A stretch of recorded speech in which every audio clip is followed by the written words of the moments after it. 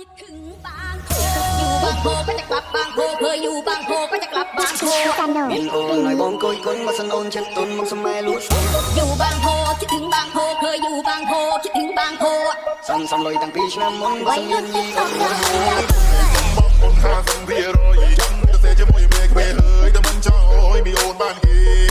เมื่อตะเปลนี่ต้อนโกโกมันตอนตีสมตรมมวยระยะเปลจำโตสะเรเลต้องตามเธอ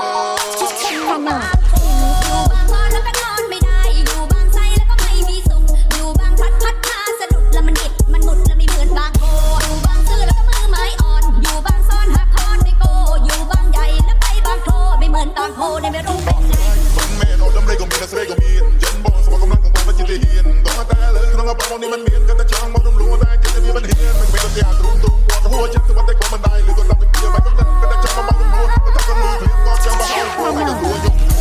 ฉันไม่ตัวเทวดาตามโดนตาเนี่ยคู่ก็ไปฉันยันมันร้องกันพรำสนามย้อนยำในกันพรำช้ำไทยกันส่งจะพาทุบใหญ่มาหอบบิ่งต้องก็กาโกลาก็ไทยสิ่งการเรียนใจเสียได้โบแต่สิ่งการช้ำไทยเทวดา